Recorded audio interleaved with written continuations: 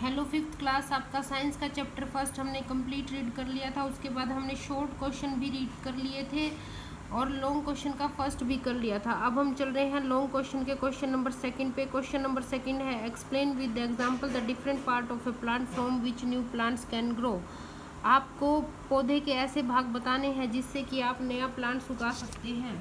तो सबसे पहले जैसे जैसे जिन जिन लाइंस को मैंने अंडरलाइन किया है या निशान लगाया है, आपको उन्हीं लाइंस को लिखना है। और ये क्वेश्चन लॉन्ग है तो थोड़ा ज़्यादा आंसर बड़ा हो जाएगा। तो फर्स्ट ऑफ ऑल आपको लिखना है most plants grow from the seeds. उसके बाद आपको लिखना है फ्रॉम स्टेम। नेक्स्ट पॉइंट आपको लिखना है फ्रॉम स्टेम। उसके बाद आपको उसके साथ ही लिखना है many plants like rose money plant sugar can be grown from stem cutting। उसके बाद आपने लिखना है from underground stem some plants can be grown from their underground stem, for example potato। उसके बाद आपको लिखना है from leaves some leaves like bryophyllum grown new plants on their edge, the buds of the edge of bryophyllum leaf grown into new plant। उसके बाद है from spores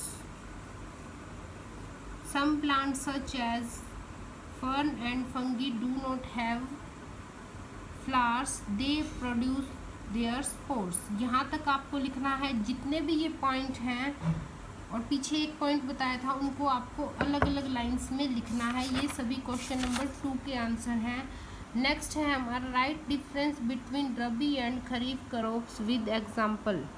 इसका answer है यहाँ पर स्टार्ट करना है आपने क्रॉप्स से। Crops grown from June July to October November are called kharif crops, for example rice sugarcane and maize. उसके साथ ही आपको लिखना है crops grown from November to April are called rabi crops, for example wheat bean and gram etcetera. Next है हमारा fourth question, define agriculture, mention different stage of agriculture.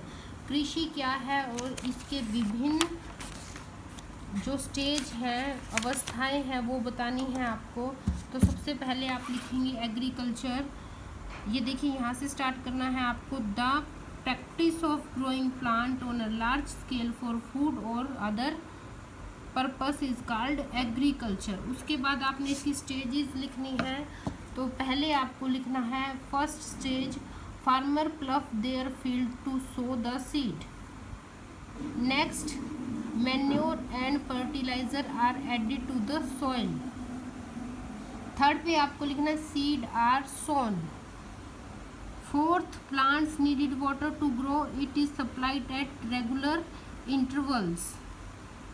Next, the crops is protected from harmful insects and pests by spraying chemicals on it।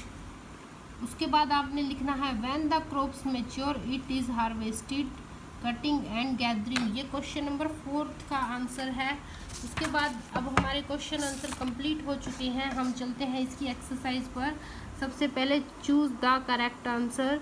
Which part of seed protect the tiny plant inside the seed.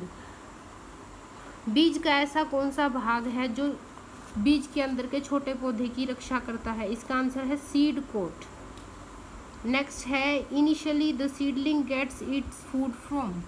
जो seedling है, छोटा पौधा है, वो अपना भोजन कहाँ से लेता है? इसका आंसर है कोटिलेडंट से। नेक्स्ट है a new rose plant can be grown from. आप रोज प्लांट को कैसे उगा सकते हैं? स्टेम से।